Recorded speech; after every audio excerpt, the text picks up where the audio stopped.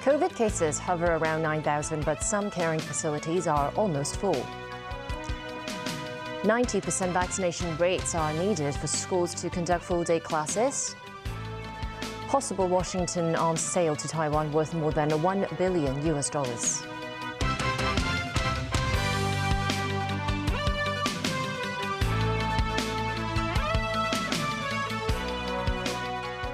Good evening and welcome to TVB News. COVID cases continue to hover around the 8,000 level, but 13 more COVID patients succumbed to the coronavirus today. As cases continue to surge in the thousands, the hospital authority says the Asia World Expo treatment facility is reaching its full capacity. More from Jacqueline. Today, the city logged 8,484 new COVID cases, slightly higher than yesterday. 8,611 are locally transmitted. More than 55% of the new cases are suspected to involve the BA4 or 5 subvariants. We understand that BA.5 is more transmissible. It is within our expectation that the cases number will further increase. 5 of the 13 deceased COVID patients did not receive any COVID vaccine. Among the unvaccinated COVID-related fatalities, 2 passed away before reaching the accident and emergency department. They included a 93-year-old who had high blood pressure and Parkinson's disease. He tested COVID positive via an RAT last Monday. Despite being prescribed antiviral oral drugs, his condition deteriorated after 1 week. Another 83-year-old had a history of cancer and chronic kidney illness. He tested COVID positive on August 7th, but didn't see a doctor or take medication. Last Friday, he experienced difficulty in breathing and got in a state of stupor. He was certified dead at the A&E department.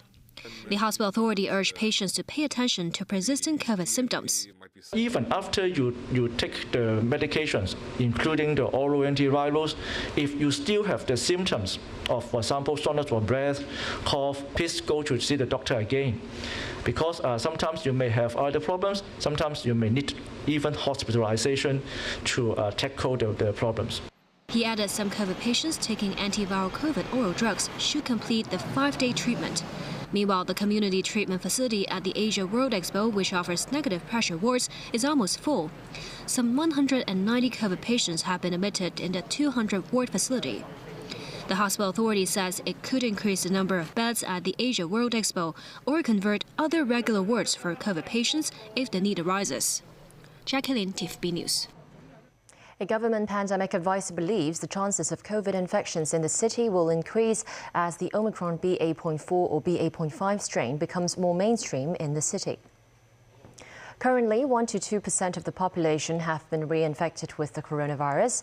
That percentage, according to government pandemic advisor Professor David Hui, is not high compared to Britain. Still, he said chances of reinfection will increase as the BA.5 strain becomes more mainstream. Hui added unvaccinated elderly residents and children will be most vulnerable if they're reinfected. The Education Bureau has announced that starting November, secondary schools can only resume full-day face-to-face classes if 90% of students have received 3 COVID jabs. Meanwhile, there will be no full-day teaching for primary schools and kindergartens for the time being. To better protect students and boost the vaccination rate amidst a worsening pandemic, the Education Bureau has tightened vaccination requirements for schools. Starting November, 90% of students in secondary schools must have had 3 vaccine doses, up from the previous 2 jabs, in order to resume full-day classes on campus. Currently, students must have received 2 doses in order to participate in sports and school trainings or any mask-free activities such as playing musical instruments. From October onwards, the requirement will be 3 jabs. Dion Chen, principal of Yinghua College, said residents aged 12 or above are already required to have 3 doses to enter most premises. So it shouldn't be too difficult to meet the 3-dose requirement in 2 months' time. Chen added he could arrange individual grades that have met the 3-dose requirement to resume face-to-face classes first. Meanwhile, the Education Bureau will also honor schools with high vaccination rates. Schools that reach a vaccination rate of 70% or above will be awarded with gold, silver and bronze prizes. Those awarded with the gold prize 3 times or more will be given a platinum award. A school principal said there should be incentives to encourage students to get vaccinated.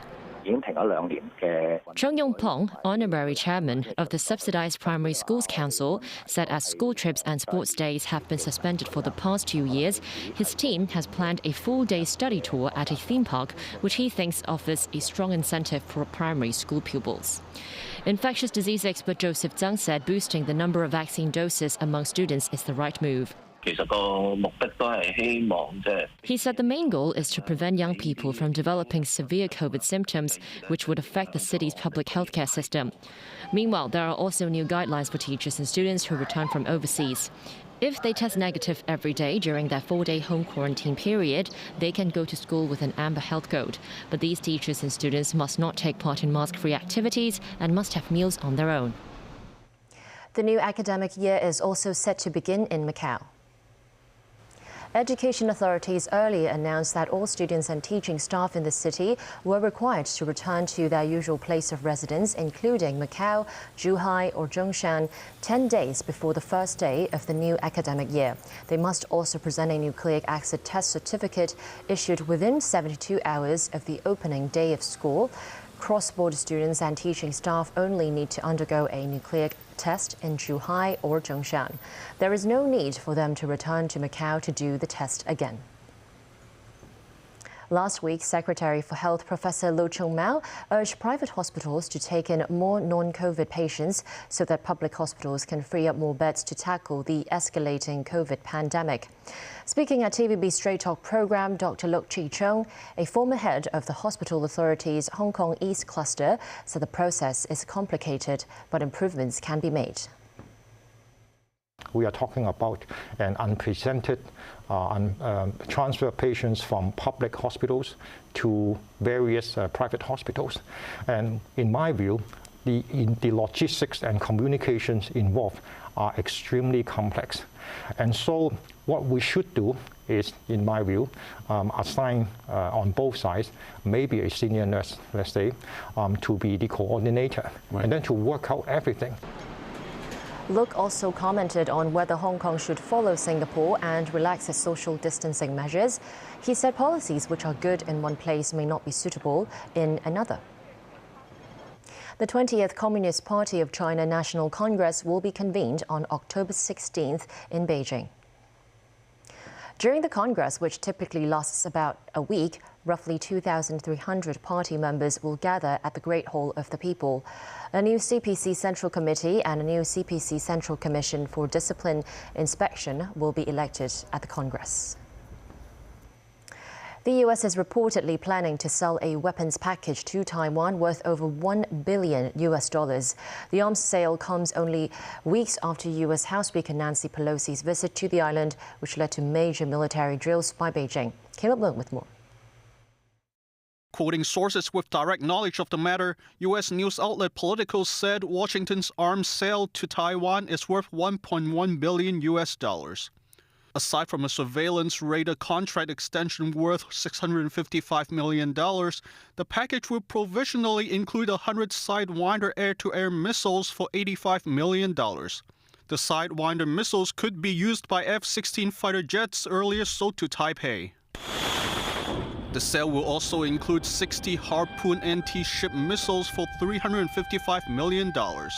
According to Politico's report, the package is still in an early stage, and the Biden administration has yet to formally ask the U.S. Congress for approval. But it is believed that U.S. lawmakers are likely to approve the sale, although the process may drag out because of the ongoing congressional recess. The Ministry of Foreign Affairs in Beijing urged the U.S. not to send the wrong signal to the forces of Taiwan independence. The Taiwan Independence Forces attempt to solicit foreign support, including that of the U.S. for independence, is the source of current tensions across the Taiwan Strait. Meanwhile, Zhang Jun, the permanent representative of China to the United Nations, called the passage of 2 U.S. Navy warships through the Taiwan Strait a provocation. We have made it very clear that China will do whatever we can to defend our sovereignty and territorial integrity. The latest round of tension was purely because of the provocative visit of Speaker Pelosi. And we sincerely hope that the United States will draw lessons and refrain from taking further provocative actions. Zhang added that the U.S. should commit to its responsibility and observe the One China principle. Caleb Leung, TVB News. The Solomon Islands has suspended entry into its waters for foreign Navy ships pending adoption of a new approval process for port visits. This comes after a U.S. Coast Guard vessel, the Oliver Henry, was unable to make a routine port call last week. On Monday, the U.S. said it was informed by the Solomon Islands government of a suspension of U.S. naval ship visit. Solomon Islands said it is reviewing the process for military vessels to enter the country. White House National Security Council spokesman John Kirby had earlier accused China of trying to bully and coerce nations in the Indo-Pacific area. Beijing said developing ties with Indo-Pacific regions is a long-term diplomatic strategy with mutual benefits.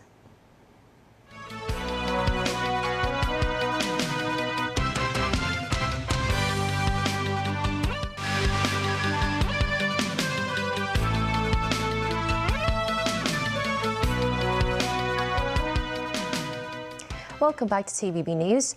With a third of the country under floodwater, Pakistan estimates the damage caused by deadly flooding at more than $10 billion. China has pledged to provide money and humanitarian aid, with President Xi Jinping calling his Pakistani counterpart to offer his condolences. Pakistan is blaming climate change for the devastation, which has so far claimed more than 1,100 lives and left at least 15% of its population homeless. According to the World Population Review's carbon footprint rankings, Pakistan hovers at around 30, far from being among the globe's biggest polluters. Carbon footprints are the amount of carbon dioxide released into the air because of fossil fuel consumption, which many scientists say is the root cause of climate change. And Pakistan is hoping those countries with larger emissions lead the way in providing relief. Many people are still trapped by floodwaters, while the government says around 33 million are homeless after unprecedented monsoon rains washed away homes and crops in the north, southwest and south of the country. A very early preliminary estimate is that it is big. It is higher than $10 billion, but many areas are still not accessible because of the water. Until water completely recedes, they will not be able to go and physically do the survey. But my hunch is that this is going to be 2 to 3 times higher than what we are estimating. China will provide $300,000 in cash, along with 25,000 more tents. China had already supplied 4,000 tents, 50,000 blankets, and 50,000 waterproof tarps. President Xi Jinping called his Pakistani counterpart Arif Alvi to express his condolences. Iqbal said any formal request for financial aid needs to wait until the true scale of the damage is known. The minister said Pakistan was a victim of climate change caused by the irresponsible development of the developed world, and the international community had a responsibility to help the country's infrastructure become more climate resilient. He said the floods have destroyed 45% of the country's cotton crops, which is key for Pakistan's textile sector, making up more than 60% of exports. Nazvi Karim, TVB News. China's Air Force today dispatched Y-20 transport aircraft to deliver humanitarian relief supplies to Pakistan. Loaded with thousands of tents and other relief supplies, several Y-20 transport aircraft departed Chengdu Shuangliu International Airport in southwest China's Sichuan province at 8 a.m. today. The death toll from the floods has surpassed 1,100, and 500,000 homes have been destroyed in one of the country's worst disasters. A United Nations nuclear watchdog team has set off on an urgent mission to safeguard the Russian-occupied Zaporizhia atomic power plant at the heart of fighting in Ukraine. It's a long-awaited trip that the world hopes will help avoid a nuclear catastrophe. This report from NBC. Tonight, an urgent mission to prevent a potential nuclear disaster. Ukraine's foreign ministry says a team of scientists from the International Atomic Energy Agency, the world's nuclear watchdog, is heading to Ukraine's Zaporizhia power plant, which is currently under Russian control. The team setting off today and could arrive as early as Wednesday. The agency says the team will undertake urgent safeguard activities and will determine if the plant is able to operate safely. But their mission has limits. They can only work within the mandate of the IAEA, which is limited. It's not an independent organization, it's an intergovernmental organization, and Russia is part of it. The emergency visit comes with intense fighting around the plant. New satellite images show multiple holes in the roof of the plant, both sides blaming each other for the crisis. Over the weekend, Russia's defense ministry accusing Ukraine of shelling a facility that stores nuclear fuel. Meanwhile, tonight, reports of a Ukrainian counteroffensive in Russian-occupied Kherson. Pro-Russian officials say Ukraine is taking heavy losses and deny any counteroffensive. Kherson was the first city the Russians seized in the beginning of their invasion. In Iraq, militants fired rockets at Baghdad's fortified green zone today as sporadic clashes continued for a second day between rival Shiite groups. The clashes first erupted on Monday after powerful cleric Muqtada al-Sadr said he would quit politics, prompting his supporters to storm the palatial government complex in Baghdad. Dozens of his supporters jumped into the palace swimming pool, cheering and waving flags. At least 20 people have been reportedly killed since the start of the violence. Iraq has gone 10 months without a government after elections in October caused a political deadlock with two camps competing for power. Sadr is a hugely popular nationalist who opposes all foreign interference, including those from the US. His opponents are longtime allies of Iran and control dozens of heavily armed paramilitary groups. Back locally, Next Media founder Jimmy Lai has lost his bid for a judicial review to overturn a magistrate's decision granting police a warrant to inspect his 2 mobile phones. The phones were seized by police when Lai was arrested in August 2020. Lai had challenged the warrant, claiming that the phones contained protected journalistic material. In the High Court today, Judge Wilson Chan rejected Lai's request to declare invalid the previously issued warrant. The judge said the warrant covers all types of materials, including journalistic, as long as they contain evidence of an offence endangering national security. Chan ruled that the warrant remains valid and open for execution. The 2022 Hong Kong Brands and Products Shopping Festival will be held between September 9th and 12th at the Asia World Expo. Organized by the Chinese Manufacturers Association of Hong Kong, this year's festival will showcase more than 350 booths. The venue will be divided into 6 different thematic areas, such as living and housing product zone and leisure food zone.